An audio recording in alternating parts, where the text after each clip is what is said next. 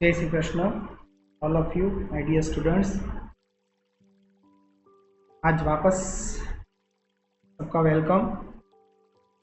देखो, आज हम पढ़ने वाले हैं जो टुडे के टॉपिक्स है वो है एक्सेलरेशन, जिसमें हम average acceleration and instantaneous acceleration के बारे में बात करेंगे।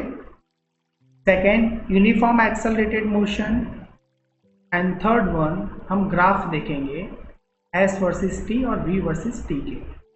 ओके, तो आज का हमारा टॉपिक है, अच्छी तरह से समझ लो, that is a very important topics because of uniform accelerated motion को समझना बहुत ज़रूरी है, क्योंकि एक्सेलरेशन से ही फोर्स समझ में आएगा, फोर्स से ही आपको वर्क समझ में आएगा, और वर्क समझ में आएगा तो एनर्जी समझ में आएगी, एनर्जी के बाद पावर समझ में आएगा।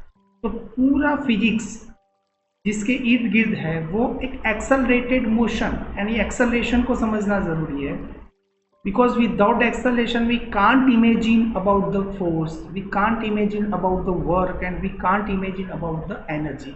बिकॉज अल्टीमेट हम फिजिक्स पढ़ते हैं तो उसका सेंटर कहाँ है, तो सेंटर है एनर्जी, क्योंकि how to get energy and how to utilise energy, that is our aim. Human being का एम कहाँ है? आपके आसपास देख लो, आप फैन घुमा रहे हो, आप गाड़ी चला रहे हो, अब जितनी भी चीजें इन्वेंट कर रहे हो सब में यू वांट एनर्जी। तो इसका जो बेस है, इसके जो पिलर्स है, उसमें एक एक्सेलरेशन यानी कि displacement, velocity, acceleration, these are the fundamental. जैसे हम पढ़ाई करते हैं तो सबसे पहले एलकेजी यूकेजी में जाते हैं, वहाँ हम ABCD पढ़ते हैं। Without ABCD we can't form the spellings, we can't understood the language, फिर जाके बाकी चीज़ें उस पर डेवलप होती है। तो उस तरीके से हम देखने जाए तो डिस्प्लेसमेंट, वेलोसिटी, एक्सेलरेशन वो बेसिक चीज़ें हैं। तो सबसे पहले हम बात करते हैं एक्सेलरेशन के बारे में। तो एक्सेलरेशन को समझने से पहले हम डिस्प्लेसमेंट और वेलोसिटी भी देख लेते हैं। चलो हम एक काम करते हैं, एक ग्राफ ड्रॉ कर लेते हैं जिससे ज़्यादा समझ में आए हमें।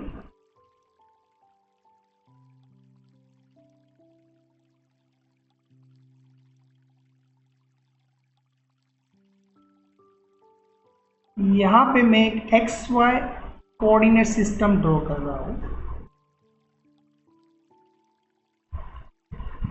इसमें हम एक पॉइंट ले लेते हैं, जैसे मैंने पहले के लेक्चर में मैंने ड्रॉ किया था, एक पाथ ड्रॉ किया था। जैसे A पॉइंट से B पॉइंट तक एक पार्टिकल मूव हो रहा है।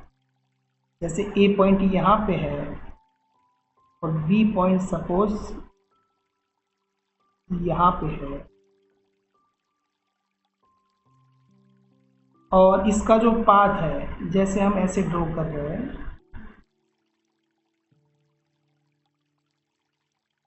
एक पार्टिकल है जो वो मूव हो रहा है, A पॉइंट से लेके B पॉइंट तक मूव हो रहा है, और उसका जो पाथ है कि डायरेक्शन है, इसको यहाँ पे हमने इस तरह से एक पाथ शो किया। जैसे हम ए वेक्टर के बारे में सोचेंगे कि भाई ए वेक्टर का वेक्टर पोजीशन कौन सा होगा। ए वेक्टर का जो वेक्टर पोजीशन है वो आप सपोज एज्यूम कर रहे हो R1 vector, and B vector के लिए जो है वो R2 वेक्टर आप एज्यूम कर रहे हो। तो हम R1 R2 वेक्टर कैसे लिखेंगे? जैसे हम लिख रहे हैं डेल्टा R को, जैसे हम रिप्रेजेंट करना है हमें, हम R वेक्टर यानी कि कोई पोजीशन उसको हमें मेजर करना है, तो हम जैसे इसका x1 y1 लिखते थे, इसका x2 y2 लिखते थे, तो नॉर्मली मैं लिख दूँ R vector is equal to X I caret plus Y J caret लिख सकता हूँ मैं। तो मैंने एक जनरल फॉर्म में लिख दिया। नॉर्मली यहाँ पे आप R1 वेक्टर को x1 y1 बोल सकते हो, R2 वेक्टर को x2 y2 बोल सकते हो, और उससे आप डेल्टा R फाइंड कर सकते हो। मैंने नॉर्मली क्या किया, R वेक्टर लिख दिया। अब यू नो कि भी R वेक्टर का आपको मैग्नीट्यूड सपोज फाइंड करना है, तो आप क्या करोगे, तो mod of R is equal to, you can write only R तो अंडर रूट, जैसे हमने वेक्टर में पढ़ा था, उसके जो कंपोनेंट्स है उसके स्क्वायर का एडिशन करोगे तो you get the magnitude of R. Okay, जैसे आपको थीटा फाइंड करना है, इसकी डायरेक्शन फाइंड करनी है, तो tan theta is equal to y coordinate upon x, y upon x। Got it? जैसे मैं एक सिंगल आर वेक्टर ले रहा हूं और उस आर वेक्टर के लिए आप सोच रहे हो, जैसे यहां पे एक ड्रॉ कर रहा हूं मैं, यहाँ पे हम एक पोजीशन ले रहे हैं और उसका पोजीशन वेक्टर जैसे आर वेक्टर है, एक्स वाई है, और वो जो एंगल बना रहे हैं यहाँ पे theta, it gives the direction respect to X axis. तो वो आपको फाइंड करना है, तो आप क्या करोगे, इसमें से आप ऐसा कुछ करोगे जिससे राइट एंगल ट्राइंगल बनेगा, जिससे you can apply the trigonometry के जितने भी रेशियो है वो आप अप्लाई कर पाओगे। तो tan theta is equal to opposite, opposite क्या रहेगा भाई, ये y रहेगा, एडजेसेंट क्या रहेगा, x रहेगा, तो you can right y upon x।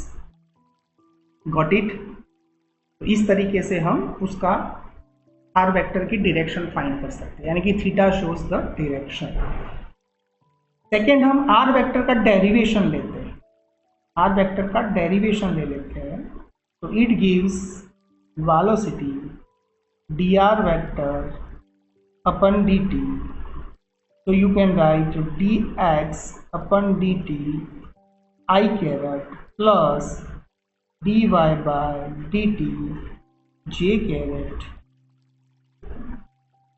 so you can write vx I caret and vy j caret। Same way यहाँ पे सेम लॉजिक लगा रहे हो आप, आपको you want the magnitude of velocity, तो you are taking the component square v x square plus v y square. Okay, now if you want to get the direction tan theta, तो you put v y upon v x. Now आगे बढ़ते हैं, ए vector, जैसे ए vector आपको find करना है, तो you are taking derivation of velocity, तो d v x upon d t i caret plus d v y upon d t j caret. So you can write ax I caret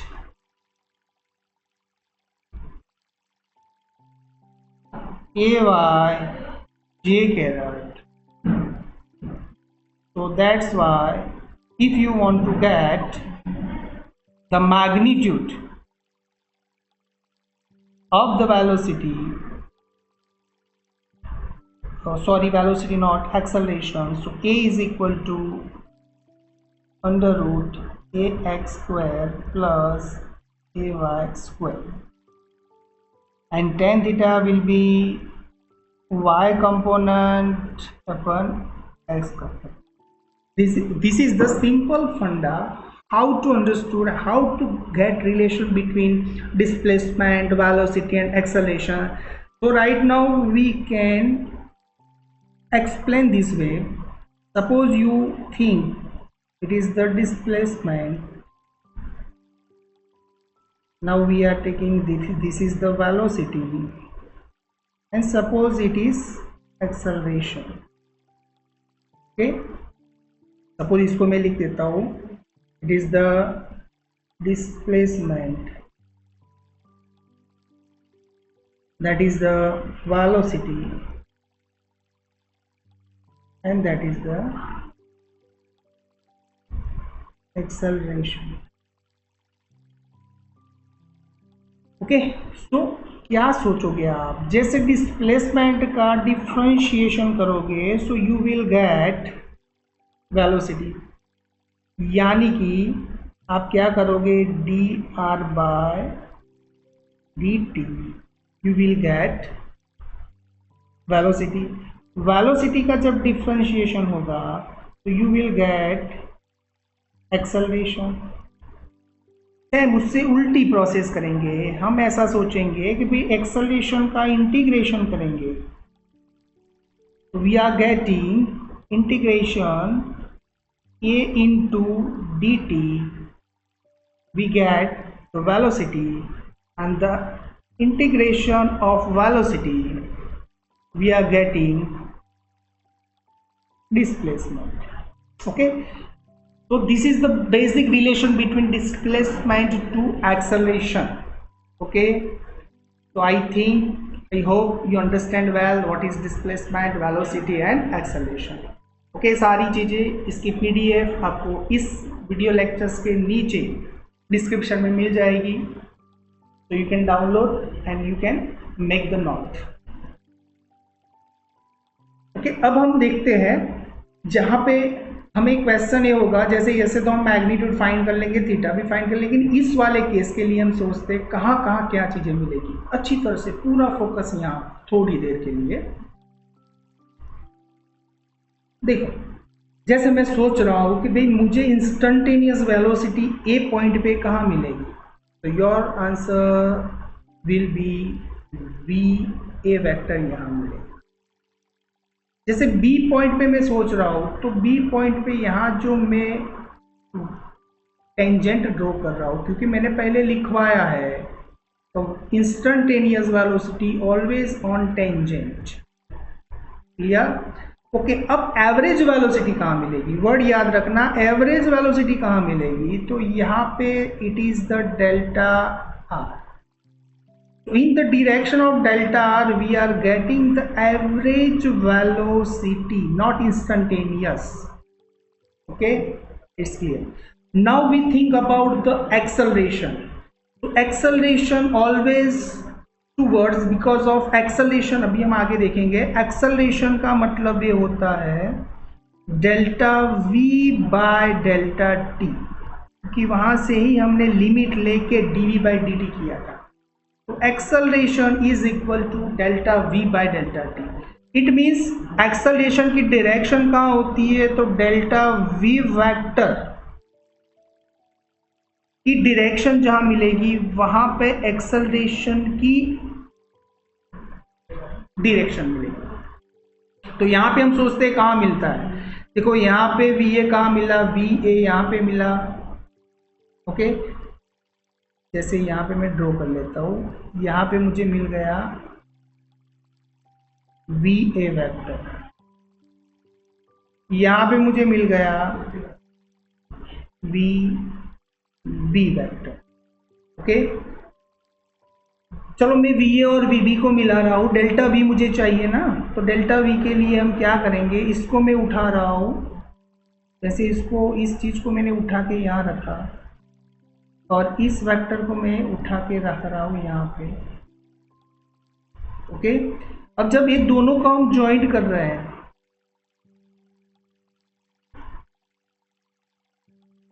it gives delta V vector.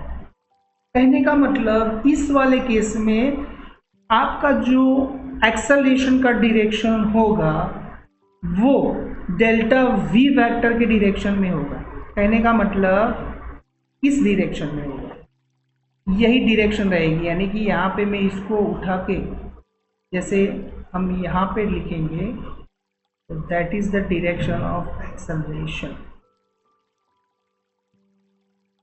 I hope you understand. देखो यहाँ पे जो भी दिमाग लगाना है axle direction पे लगाओ, क्योंकि डायरेक्शन ही आपको अच्छी तरह से फिजिक्स को समझने में हेल्पफुल बनेगी। तो गॉट इट, ये हो गई हमारी बात नॉर्मल। अब एक्सेलरेशन हम देखते हैं, एक्सेलरेशन, एवरेज एक्सेलरेशन और इंस्टेंटेनियस एक्सेलरेशन।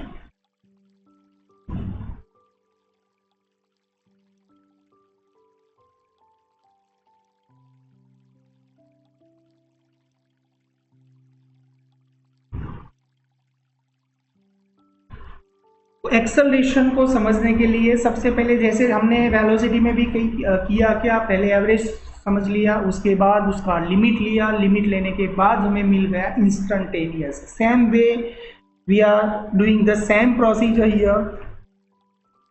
सबसे पहले हम सोचेंगे व्हाट इज द एक्सेलरेशन। तो average acceleration is equal to delta V vector upon delta T. Okay, delta V क्या है, अभी मैंने आगे आपको बोल दिया, V A minus V B, V one minus V two. Acceleration इसका हम यूनिट बना रहे हैं सपोज, तो यूनिट भी आपको समझ में आ जाएगा, मीटर सेकेंड इनवर्स 2। ओके, अब हम लिमिट लेते हैं इसकी, limit delta T tends to 0। Always हम डिनोमिनेटर की ही लिमिट लेंगे, क्योंकि हम डिनोमिनेटर को ही बहुत छोटा बनाना चाहते हैं। कितना छोटा, टेंस टू 0 तक। तो हमें मिल जाएगा limit delta T tends to 0 लेने से हमें मिल जाएगा instantaneous acceleration. Limit delta T tends to 0 delta we by delta t, तो we get, so it's called instantaneous acceleration dv vector by dt। Okay, क्या मतलब होता है एवरेज और इंस्टेंटेनियस का, वो तो हमने आगे बात कर ली कि भाई इंस्टेंटेनियस या कि उसी इंस्टेंट पे, उसी पॉइंट पे, उसी टाइम पे जो क्वांटिटी होती है, एक्सेलरेशन हो, वेलोसिटी हो, उसको हम बोलते हैं इंस्टेंटेनियस। और एवरेज का मतलब होता है उसके अंदर एक टाइम पीरियड होता है, एक पॉइंट से लेकर दूसरे पॉइंट तक। सपोज आफ्टर 10 सेकेंड एक चीज़ यहाँ पे थी और 10 सेकेंड के बाद यहाँ पे आ गई, तो टाइम इंटरवल के लिए जब भी हम कैलकुलेट करते हैं तो इट्स कॉल्ड एवरेज। और इसको हम जैसे उसकी डायरेक्शन को समझने के लिए हम एक और एग्जांपल ले लेते हैं। जैसे मैं एक सर्कुलर पाथ के लिए, जो हमारा मोस्ट फेवरेट टॉपिक है, सर्कुलर मोशन के लिए हम ड्रॉ कर रहे हैं। जैसे मैंने यहाँ पे एक सर्कुलर मोशन ड्रॉ कर ली और इसको हम normally X Y coordinate system में रख रहे हैं। मैं पहले बोल देता हूँ, जैसे अभी हमने एग्जांपल लिया था वैसे ही हम कुछ सोचते हैं कि पहले ए पॉइंट पे है, फिर वहाँ से वो मूव हो के बी पॉइंट पे आ रहा है।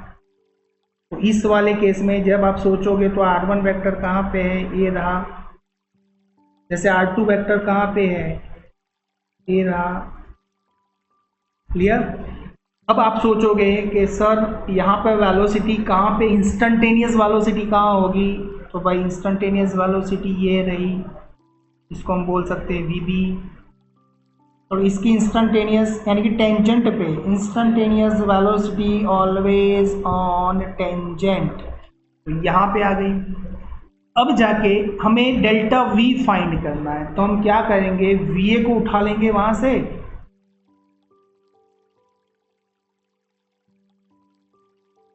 इसकी कॉपी कर लेते हैं क्योंकि उसको वहां पे भी चाहिए।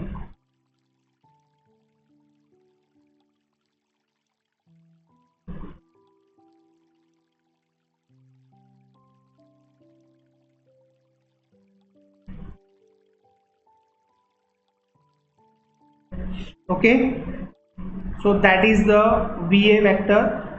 अब मैं वी बी को उठा रहा हूं यहां से, जैसे वी बी ड्रॉ ही कर लेता हूं। जैसे वी बी यहाँ पे मैंने ड्रॉ किया तो डायरेक्शन कुछ इस तरह की मिली मुझे। तो ये हो गया वी ए, ये हो गया वी बी, और दोनों का जो डिफरेंस आ रहा है वो कहाँ पे होगा, यहाँ पे वी ए से लेके वी बी को जो जहाँ ज्वाइंट कर रहे हो वहाँ पे होगा।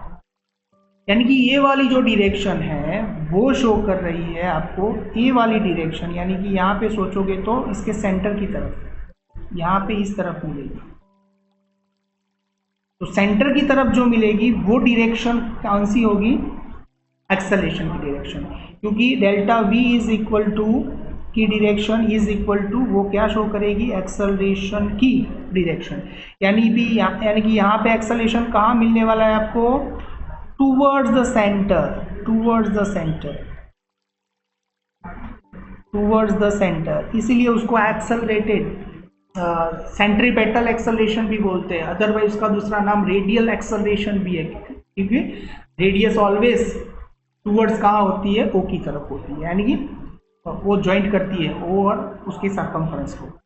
तो बात समझ में आ गई। तो इस वाले केस में ऑलवेज एक्सेलरेशन, कहीं के भी पॉइंट ले लो। चलो सपोज आपको सोचना है सर मुझे ये नहीं लेना है, मुझे तो ये करना है कि मुझे पॉइंट लेना है, जैसे में मुझे पॉइंट लेना है सर, पी पॉइंट लेना है और एक क्यू पॉइंट लेना है, और आप प्रूव करके दिखाओ। देखते हैं, चलो पी पॉइंट पे आप ड्रॉ करोगे इंस्टेंटेनियस वेलोसिटी, तो वीपी मिल गई यहाँ पे। चलो क्यू पॉइंट पे ड्रॉ करोगे तो क्यू पॉइंट पे वी क्यू मिल गया है यहाँ पे। अब वीपी को उठा के मैंने यहाँ रखा, वी क्यू को उठा के मैंने यहाँ रखा। अब वीपी से वी क्यू को ज्वाइंट किया, so it's gives delta we. तो डेल्टा वी की डायरेक्शन दिख रही है आपको, इस तरफ मिलेगी, यानी कि एक्सेलरेशन आपको इस तरफ मिलेगा। तो सर्कुलर पाथ जब भी होता है तब ऑलवेज जो एक्सेलरेशन, यानी कि जहां एक्सेलरेशन होता है वहीं तो फोर्स होता है भाई। एक्सेलरेशन जहां मिलेगा वहीं फोर्स मिलेगा। क्लियर? तो उसको इसीलिए बोलते हैं सेंट्रीपेटल फोर्स। जैसे कई कई एग्जाम्पल है हमारे पास, जैसे अर्थ है, सन के सराउंडिंग, सर के सराउंडिंग जो उसका रिवॉल्यूशनरी पाथ है, that is the circular path, उसको समझ लो। एग्जैक्ट सर्कुलर नहीं रही, लेकिन दैट इज द उसका बिकॉज ऑफ वो सेंट्रीपेटल फोर्स की वजह से। जैसे मून ले लो आप, मून अर्थ के सराउंडिंग घूम रहा है because of centripetal force. Centripetal force वहाँ कौन प्रोवाइड कर रहा है, तो अर्थ का ग्रेविटेशन प्रोवाइड कर रहा है। ओके, ये सारी चीज़ें हम आगे भी डिस्कस करने वाले हैं। राइट नाउ इतना समझ लो कि इस तरह से हम एक्सेलरेशन की डायरेक्शन डिसाइड करते हैं। ओके, तो सेंट्रल का हो गया। अब एक एग्जांपल और ले लेता हूं मैं यानी कि फंडा 100% क्लियर हो जाए, उसमें कुछ डाउट वाली बात ना रहे।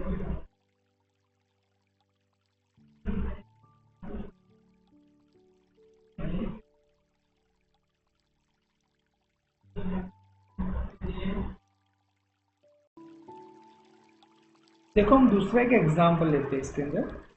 जैसे यहाँ पे आपको समझ में आ गया कि वी ए और वी बी का डेल्टा वी जिस डायरेक्शन में होता है उसी डायरेक्शन में हमें एक्सेलरेशन की डायरेक्शन मिलती है। तो राइट नाउ अब हम एक नई फिगर लेते हैं इसके अंदर, जस्ट अ मिनट।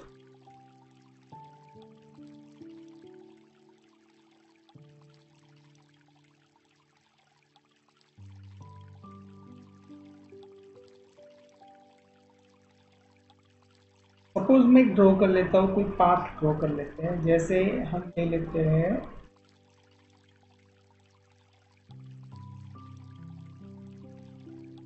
ऐसे कोई पाथ ड्रॉ कर लेते हैं, इसके दो पॉइंट ले लेते हैं। जैसे हो गया ए पॉइंट एंड बी पॉइंट, यानी कि कोई ऑब्जेक्ट मूव हो रहा है, ए टू बी मूव हो रहा है। अब right now I want to get the acceleration, so here instantaneous velocity always on tangent। तो टेंजेंट यहाँ पे ड्रॉ करोगे आप, तो it gives V A, direction of VA, and here it gives the direction of VB। Right now अब आप VA और VB को उठाओ यहाँ से और यहाँ पे ड्रॉ करते हैं। देखो जब भी पास में ड्रॉ करते हैं तो ये चीज़ ध्यान में रखनी है कि उसकी डायरेक्शन और मैग्नीट्यूड चेंज नहीं होना चाहिए।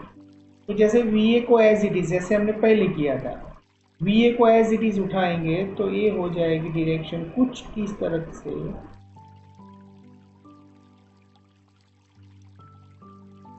और VB होगा कुछ इस तरह से।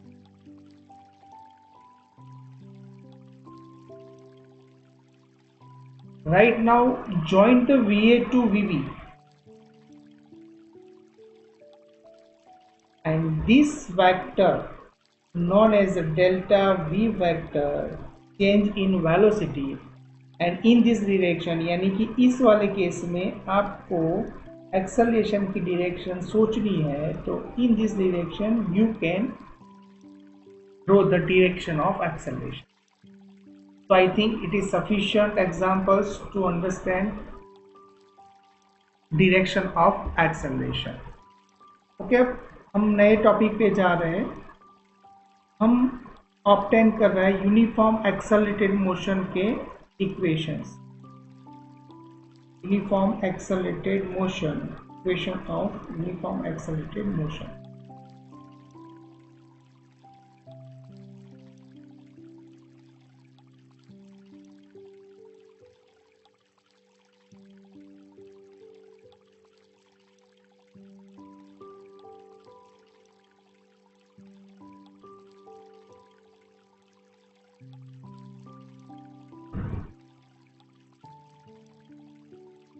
ये हमारी एनसीईआरटी में दिया हुआ है.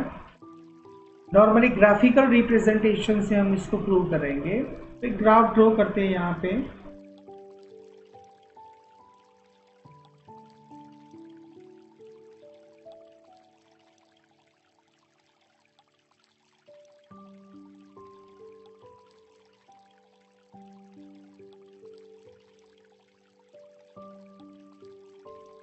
ये जो ग्राफ है वो v वर्सेस t का ग्राफ है, velocity versus time.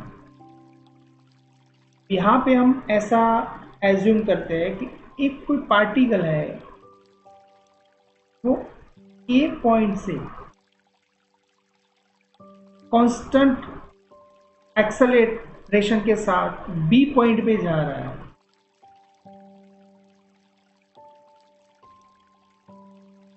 With constant acceleration. इसका मतलब उसकी वेलोसिटी इंक्रीज हो रही है because of it is accelerated motion. तो यहां पे हम इसको थोड़ा, अभी जैसे आप सोचोगे इसको हम पूरा एक ग्राफ कंप्लीट करते हैं. ओके,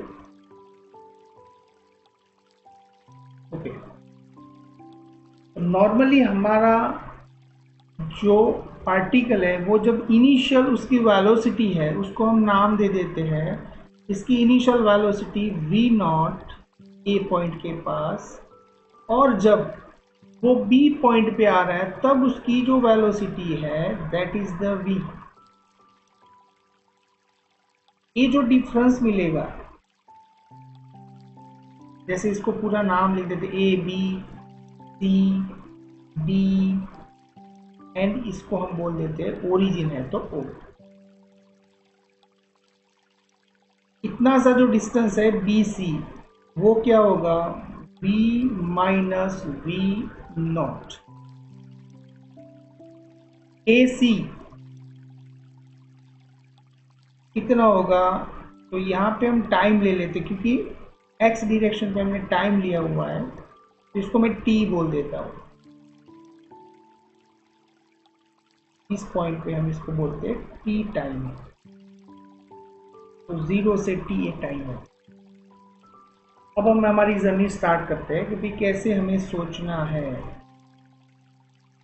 कैसे हमें इक्वेशंस ऑब्टेन करना. तो इतना फंडा क्लियर. ये बात समझ में आ गई कि हमारा पार्टिकल जो है वो यूनिफॉर्म एक्सेलरेटेड मोशन के साथ a टू b पे जा रहा है. बस इतनी चीज़ थी और इसको हमने पूरे ग्राफिकल रिप्रेजेंटेशन किया. लेते केस 1.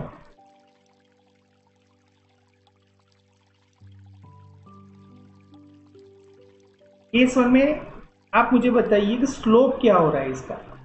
ए बी का स्लोप क्या है. स्लोप ऑफ ए बी तो थीटा बन रहा है, तो क्या होगा, स्लोप को क्या बोलते हैं हम, टेन थीटा बोलते हैं. इज इक्वल टू क्या होगा, y अपन x, यानी कि बी सी अपन ए सी. ओके, बी सी कितना है हमारे पास, b माइनस v नॉट. ए सी कितना है आप देख सकते हो टी, और इसका slope v versus t graph का स्लोप क्या रिप्रेजेंट करता है, तो इट गिव्स एक्सेलरेशन। तो आप इसको सिंप्लीफाई करो थोड़ा, v minus we naught is equal to A T.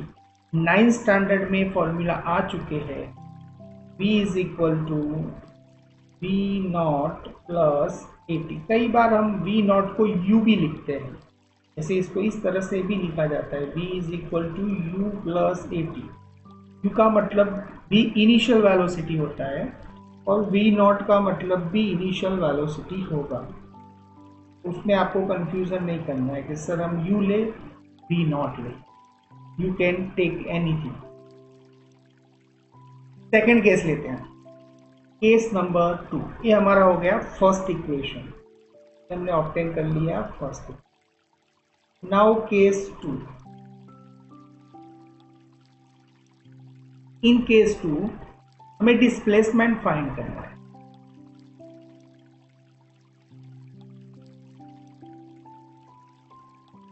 Okay, displacement के लिए आपके पास ग्राफ कौन सा है, v वर्सेस t का ग्राफ है।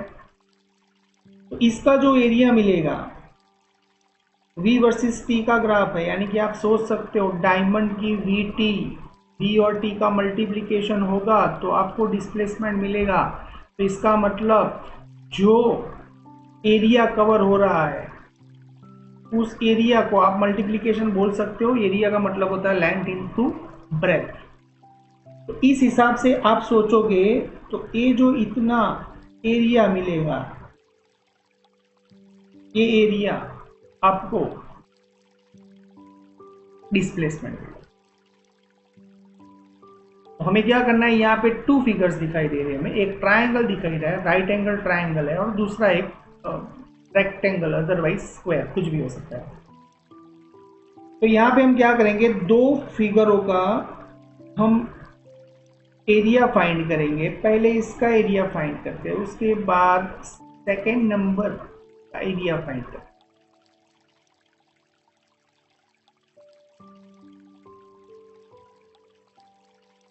डिस्प्लेसमेंट इज इक्वल टू, हम ऐसा लिख सकते हैं कि area of O A B C D is equal to, ऐसा हम लिख सकते हैं, ये जो ओ ए बी सी डी है वो 2 स्टेप से बना हुआ है। डिस्प्लेसमेंट को मैं डी नाम दे देता हूँ। D is equal to area of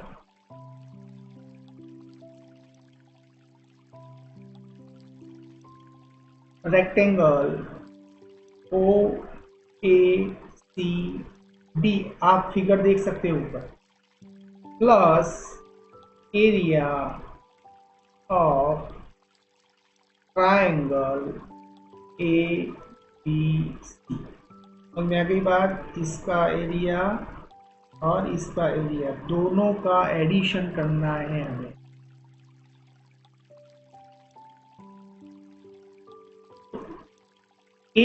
O A C D के लिए आप क्या करोगे, लेंथ इंटू ब्रेथ, लेंथ हो जाती है हमारी, जैसे ओ ए को हम ले लेते हैं, O A multiply O D plus 1/2 base into altitude. Triangle के लिए बेस कितना है यहाँ पे हमारा ए सी, और अल्टीट्यूड कितना है बी सी। ओके, तो मैं लिख देता हूँ बेस इंटू अल्टीट्यूड, पहले मैं लिख देता हूँ अल्टीट्यूड लिखता हूँ बी सी और ए सी। ओ ए का मतलब क्या निकलेगा, ग्राफ को देख सकते हो आप, O A is equal to O A, इतना क्या मिलेगा आपको, O A is equal to we naught मिलेगा आपको, और ओ डी कितना मिलेगा आपको, टी मिलेगा। तो वी नॉट टी हो जाएगा हमारा, तो V naught T plus 1/2 DC कितना है, DC V minus we naught हो गया हमारा DC V minus we not,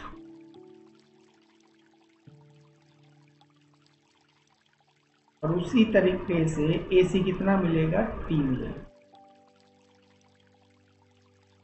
अब राइट नाउ हम जाते हैं from equation 1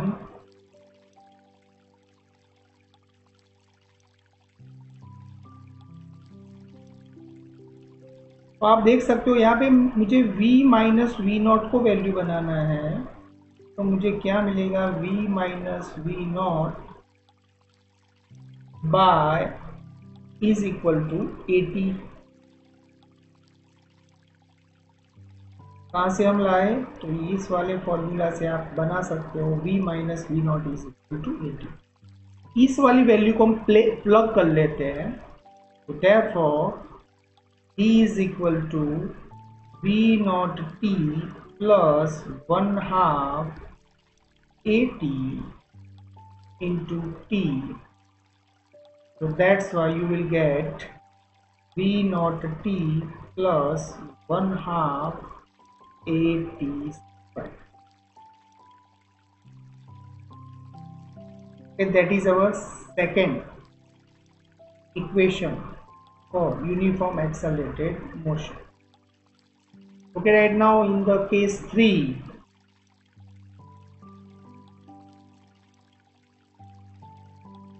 third formula obtain करते हैं। इक्वेशन 2 को हम D is equal to V bar into T लिख सकते हैं डायमंड की विधि के हिसाब से।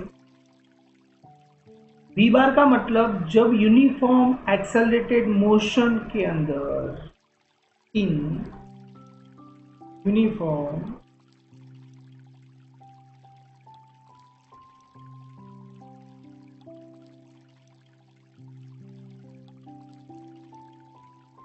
motion,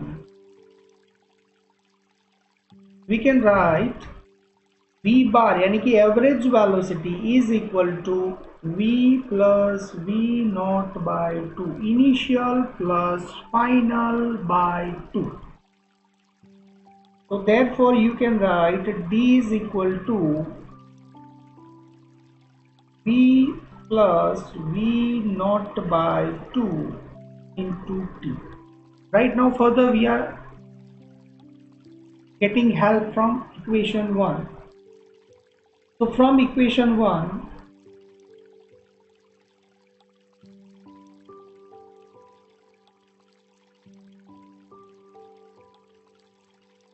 T को वैल्यू बनाना है इसमें मुझे। आप देख सकते हो यहाँ पे इस वाले फॉर्मूला को देखो और उसमें मैं T को वैल्यू बना रहा हूँ। T is equal to V minus we naught by a. इस वैल्यू को हमें प्लग करना है ऊपर वाले इक्वेशन में।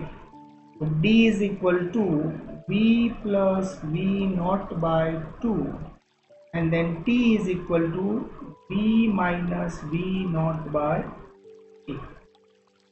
जैसे आप पढ़ के आए वो A plus b, a minus b क्या होता है, A plus b, a minus b क्या होता है, a square minus b square.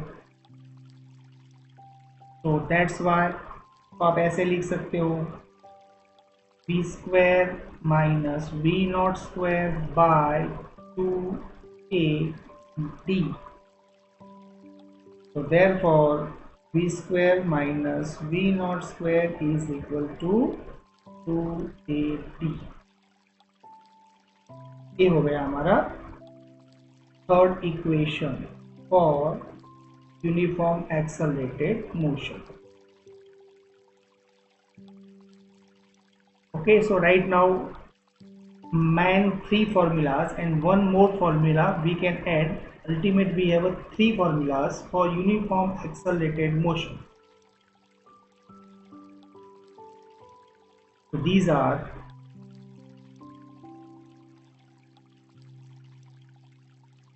first one,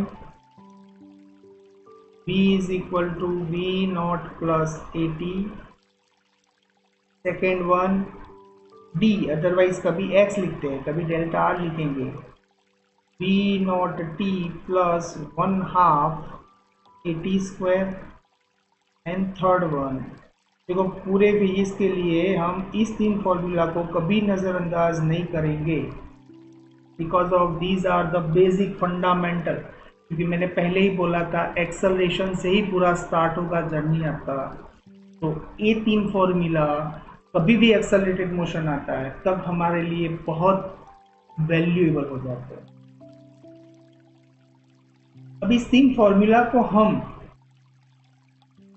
2D में भी एक्सप्लेन करें, जैसे वेक्टर फॉर्म में हमें एक्सप्लेन करना है। तो वेक्टर फॉर्म के अंदर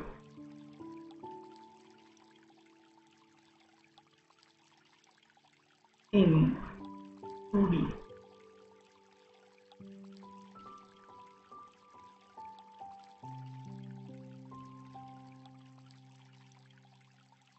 यानी वेक्टर फॉर्म। तो तीन फॉर्मूला को हम इस तरह से, वेक्टर जब भी आएगा तब भी no vector has a direction. तो ए लीनियर मोशन के लिए था, जो फर्स्ट वन था a motion in straight line. Straight line का मतलब हो जाता है कि एक ही डायमेंशन में आपको सोचना है। जैसे एक्स डायरेक्शन है तो एक ही एक्स डायरेक्शन बारे में सोचना है। जैसे 2 डायमेंशन के बारे में बात करूं तब ये चीज़ क्या होती है, इसको 2D मोशन नहीं बोलेंगे, नॉर्मली हम ऐसे बोलेंगे मोशन इन प्लेन। प्लेन किससे बनता है, एक्स और वाई कोऑर्डिनेट से बनता है। तो यहाँ पे फर्स्ट वन फॉर्मूला जो है वो ऐसे लिखेंगे, V vector is equal to we naught vector plus A vector, और टी स्केलर है तो टी। सेकेंड वन, इसको हम डेल्टा आर वेक्टर डिस्प्लेसमेंट को इस तरह से लिख सकते हैं, otherwise R minus R naught. जैसे आर माइनस आर नॉट कैसे हुआ, आप सोच लो यहाँ पे एक पॉइंट है, ओरिजिन पे 0 0 है जिसको आर नॉट बोलेंगे, और जैसे यहाँ पे जो है वो एक्स वाई है, इसका जो वेक्टर पोजीशन मिलेगा आपको आर वेक्टर, तो कैसा मिलेगा आपको, delta X R minus R naught मिलेगा आपको। तो डिस्टेंस आपको ऑब्टेन करना है तो क्या होगा, x minus 0 y minus. Okay, so in this way we can write r minus r naught। देखो भी r माइनस आर नॉट, फिर नीचे लिखेंगे v naught is equal to v naught vector into t plus 1/2 a t square. Third one जो उसको लिखेंगे, देखो vector का जब स्क्वायर करते हैं तब वो स्केलर ही बन जाता है। क्यों बनता है, तो पहले आपने वेक्टर में पढ़ा हुआ है, तो अभी ए वेक्टर होता है उसका खुद का, उसके साथ जब डॉट प्रोडक्ट होता है तब ए कॉस 0 हो जाता है और आंसर उसका आता है ए स्क्वायर। ओके, तो that's Y A V square लिखेंगे, उस पर वेक्टर नहीं करेंगे, वी नॉट पे वेक्टर नहीं करेंगे, because of these are square. तो 2 a vector dot d vector. Okay, इसके साथ में एक चौथा ज्वाइन कर लेता हूं, फोर्थ वन ज्वाइन कर लेते हैं कि हमने एवरेज वेलोसिटी को कैसे लिखा, v plus we naught bye.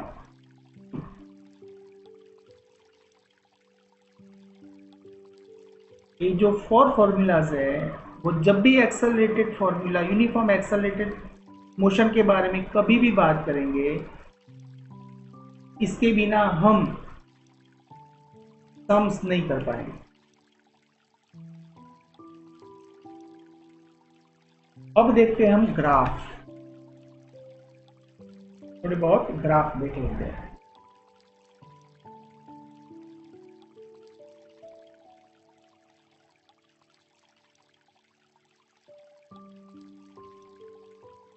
तो कभी भी ग्राफ्स आते हैं तो नॉर्मली दिमाग में रहता है, समझने में दिक्कत होती है, लेकिन मेरा मानना ऐसा है कि ग्राफ जो है वो किसी चीज को आपको एक्सप्लेन करना डिफिकल्ट होता है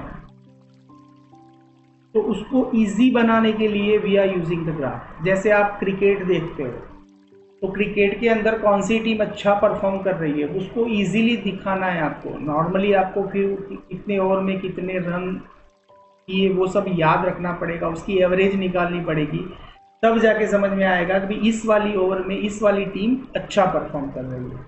लेकिन जब हम देखते हैं तब क्या होता है, वहाँ पे ग्राफ, दो कलर के ग्राफ ड्रॉ करके देते हैं और हमें समझ में आता है हाँ भाई ये जो है ना वो थर्ड ओवर में 10th ओवर में कौन सी उसका परफॉर्मेंस क्या चल रहा है।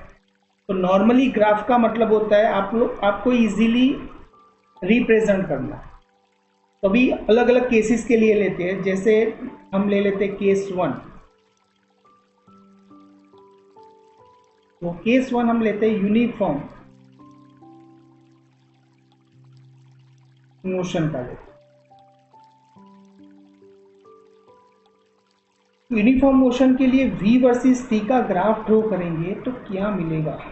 v वर्सेस t दो ग्राफ सोचते हैं अभी।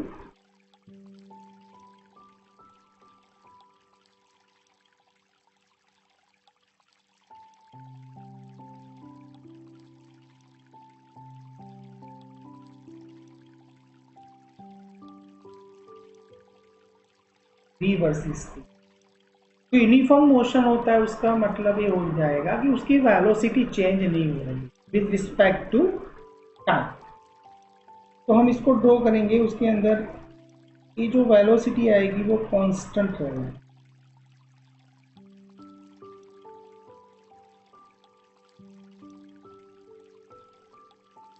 एक्स वर्सेस टी का, एस वर्सेस टी का ग्राफ ड्रॉ कर रहे हैं, यानी कि डिस्प्लेसमेंट वर्सेस टाइम का। तो जब वेलोसिटी कांस्टेंट हो रही है तो उसका मतलब वो ग्राफ कैसा आएगा, अपवर्ड आएगा, अपवर्ड जाएगा। यानी कि इसका जो स्लोप है वो फर्स्ट क्वाड्रेंट में आ रहा है, उसका मतलब इसका स्लोप tan थीटा, यानी कि स्लोप पॉजिटिव रहेगा। यानी कि इसकी वेलोसिटी जो आएगी, इसका जो स्लोप है s बाई टी, वो वेलोसिटी शो करेगा। और v वर्सेस t का जो स्लोप है, यहाँ पे देख सकते हो, यहाँ पे स्लोप कितना है, 0। इसका मतलब v वर्सेस t का स्लोप यानी कि v बाई टी आपको क्या देगा, एक्सेलरेशन देगा। तो कहने का मतलब यहाँ पे एक्सेलरेशन 0। ओके, सेकेंड केस लेते हैं।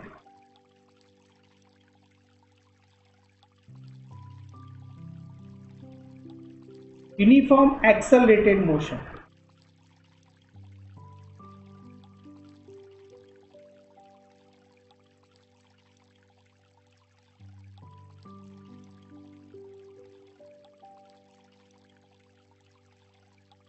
with u is equal to 0 at t is equal to 0। कहने का मतलब यहाँ पे जो भी ऑब्जेक्ट है वो स्टार्ट हो रहा है एट रेस्ट से, यानी कि उसकी इनिशियल वेलोसिटी 0 ले रहे हैं वैसे, यानी कि इसका मतलब ये ओरिजिन से स्टार्ट होगा। तो इस वाले केस में जब हम ड्रॉ करेंगे ग्राफ,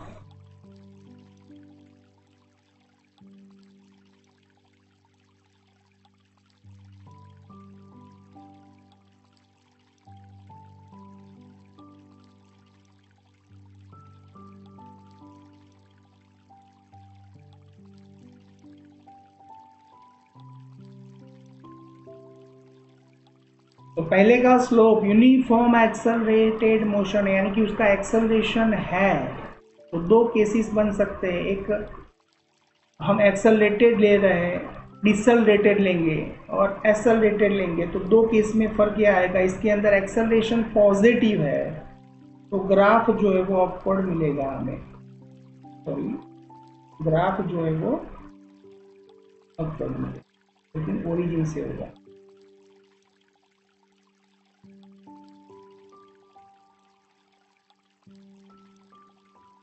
इसका जो थीटा है वो पॉजिटिव रहेगा, लेकिन इसका स्लोप कुछ नहीं मिलेगा, a बाई टी मिलता है, a by sorry v by T हुआ ना इसका एक्सेलरेशन। v बाई टी, यानी कि एक्सेलरेटेड मोशन। यहाँ पे ये जो भी आएगा वो ग्रेटर देन 0 है, यानी कि पॉजिटिव आएगा। एस वर्सेस टी के ग्राफ के अंदर जब हम ट्राई करेंगे तब नॉर्मली एक कर्व बन जाएगा, क्योंकि एक्सेलरेशन और डिस्प्लेसमेंट के बीच का रिलेशन क्या है?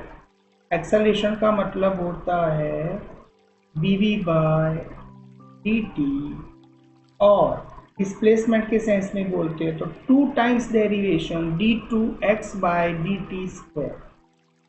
एक्स की जगह पे मैंने लिया है। तो यहाँ पे जो भी ग्राफ मिलेगा पॉजिटिव मिल रहा है, कर्व मिलेगा। ये आपको क्या मिल रहा है? v is equal to a is equal to v by t। यहाँ पे जो ग्राफ मिलेगा वो इस तरह से कर्व ग्राफ है। कौन से फॉर्मूला से मिलेगा? s is equal to 1/2 a t square. आप देख सकते हो s प्रपोजनल t स्क्वायर। जब भी s प्रपोजनल t स्क्वायर आएगा तो इसका जो ग्राफ है वो पैराबोला टाइप का हो जाएगा, कर्व हो जाएगा। केस 3 लेते हैं हम।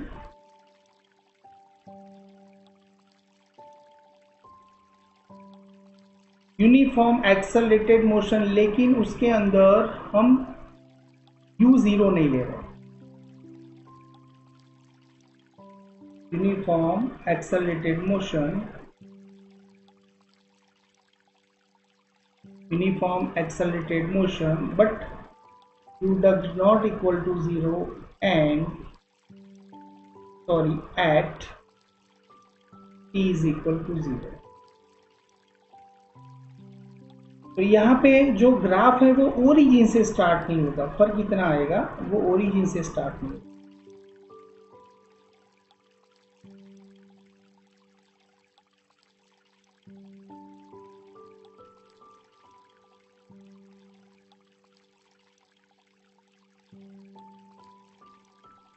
क्योंकि उसकी इनिशियल वेलोसिटी कुछ दी गई है।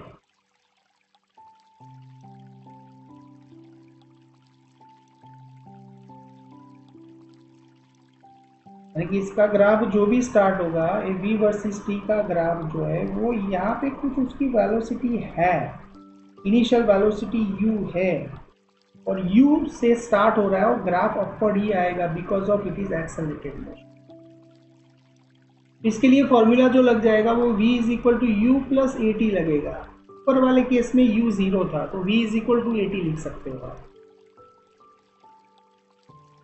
यहाँ पे जो ग्राफ मिलेगा वो भी ऐसे कर्व ही मिलेगा, लेकिन इसका फॉर्मूला है उसके अंदर u प्रेजेंट हो जाएगा, तो U T plus 1/2 A T square. मैंने आगे बोला u v0 की जगह पे हम ले सकते हैं। तो ये हो गया s वर्सेस t का। बात एक ही है, सिर्फ फर्क क्या हो रहा है? इनिशियल जो है U T plus 1/2 A T square, इसका जो कर्व है, इसका जो कर्व है थोड़ा इसमें फर्क आएगा दोनों में।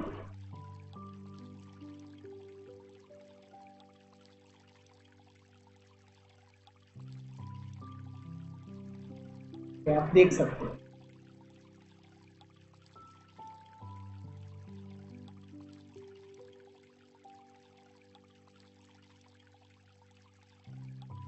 कर्व में फर्क आएगा। केस 3 नहीं, केस 4 सॉरी। ओके, केस 4 में देखते हैं uniform accelerated motion,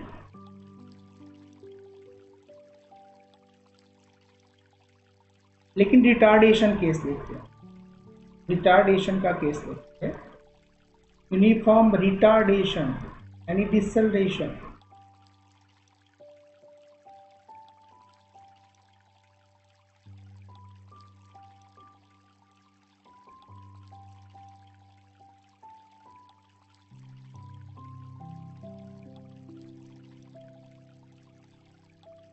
Accelerated,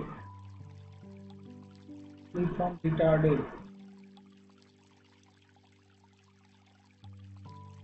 motion.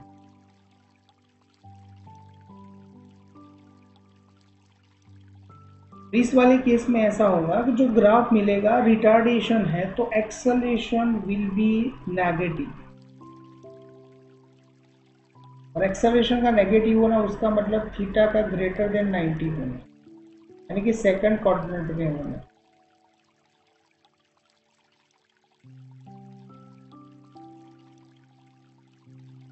तो देखो सेकंड ग्राफ ड्रॉ कर लेते पहले।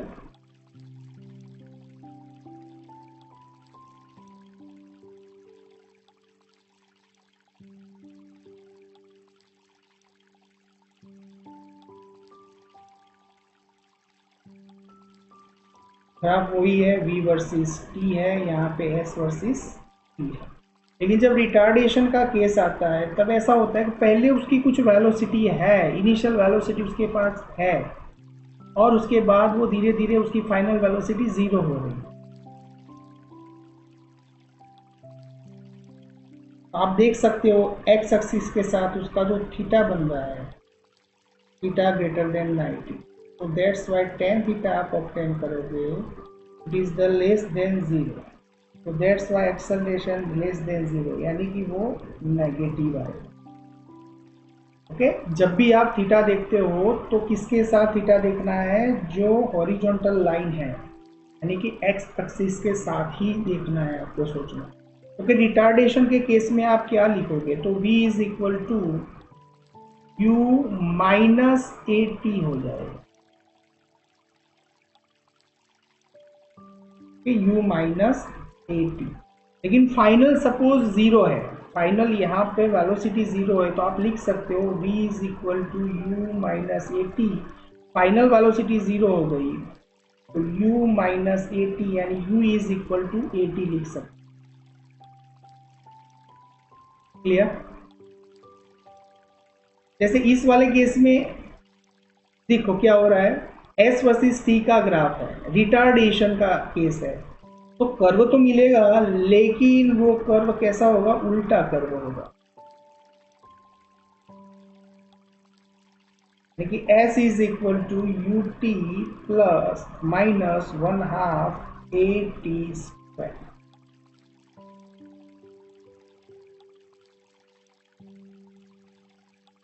तो यहाँ पे देखो मैं एक्सेलेरेशन वाले केस के अंदर सारे कंबाइन एक ग्राफ ड्रॉ कर लेते, कंबाइन ग्राफ ड्रॉ कर लेते।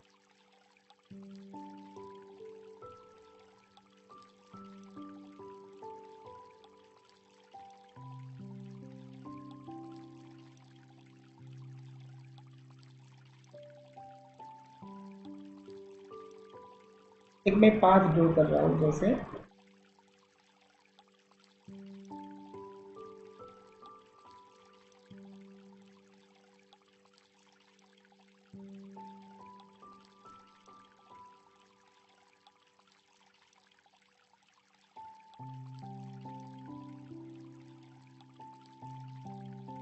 तो यहाँ पे आपको कैसे याद रखना है, जैसे इसके अलग अलग पॉइंट पे हम सोचते हैं।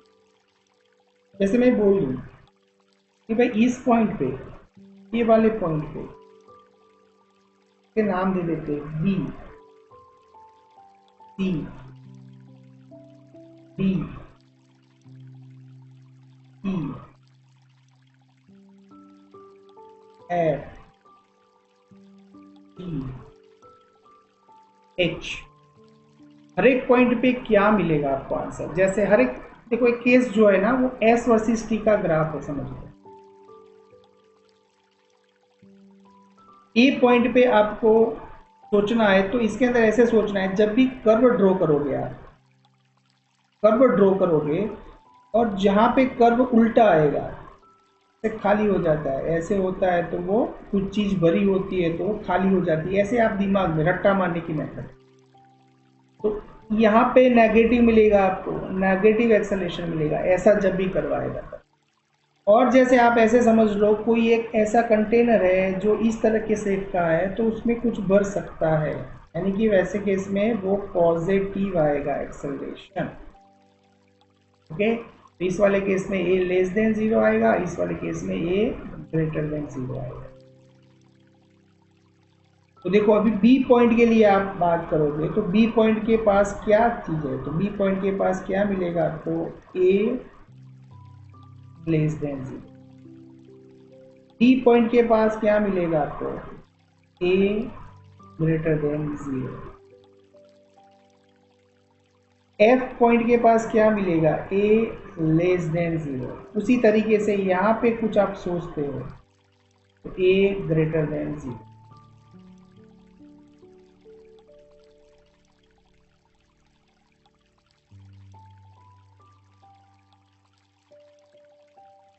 अब हम सोचते हैं कि ए पॉइंट के पास क्या होगा, ए पॉइंट के पास क्या होगा। देखो ए पॉइंट के पास हम एक टेंजेंट ड्रॉ करते हैं, एस वर्सेस टी का ग्राफ है, देख लो डिस्प्लेसमेंट वर्सेस टाइम का ग्राफ है। और वहां पे मैंने पहले बोला था कि किसी भी पॉइंट पे आपको वेलोसिटी फाइंड करनी है, तो उस पॉइंट पे आप क्या करोगे, टेंजेंट ड्रॉ करोगे। तो इस वाले केस में यहाँ वेलोसिटी कैसी रहती है, ग्रेटर देन, क्योंकि ये अपवर्ड है तो वेलोसिटी ग्रेटर रहती है और एक्सेलरेशन कांस्टेंट है। और कैसा है, लेस देन है और कांस्टेंट है। इस वाले केस में यहाँ पे आप टेंजेंट ड्रॉ करो तो वेलोसिटी कैसी रहेगी, लेस देन जीरो, यानी कि नेगेटिव, कि डाउनवर्ड है। देखो इसको आपको सोचना है, तो एंगल बन रहा है वो ग्रेटर देन, यहाँ पे सोचना है तो देखो एंगल बन रहा है लेस देन 90, सॉरी हाँ लेस देन 90, और यहाँ पे मिल रहा है आपको ग्रेटर देन 90। जैसे ई पॉइंट पे आप सोच रहे हो तो ई पॉइंट पे जो स्लोप टेंजेंट मिलेगा वो टेंजेंट क्या शो करेगा, ग्रेटर देन, यानी कि यहाँ पे वेलोसिटी जो होगी वो v ग्रेटर देन जीरो होगा। इस तरह से जी पॉइंट पे आप सोचो, जी पॉइंट पे डाउनवर्ड जा रहा है, डाउनवर्ड है, तो यहाँ पे जो थीटा मिलेगा वो कैसा मिलेगा, greater than 90। So that's why v less than zero, क्योंकि s वर्सेस t का जो स्लोप होता है वो आपको वेलोसिटी देता है। हाँ इस वाले केस में वेलोसिटी जो है वो इंक्रीजिंग डिक्रीजिंग रहेगी, क्योंकि आप क्या है, वेलोसिटी उस पॉइंट पे वेलोसिटी पॉजिटिव आएगी नेगेटिव आएगी वो आपको मालूम होगा। तो इस टाइप के केस जब भी होते हैं तो you can understand this way, आप इस तरीके से इसका मीनिंग निकाल सकते। ओके तो आज हम इतना रखते हैं आज, और लव यू ऑल एंड जय श्री कृष्ण।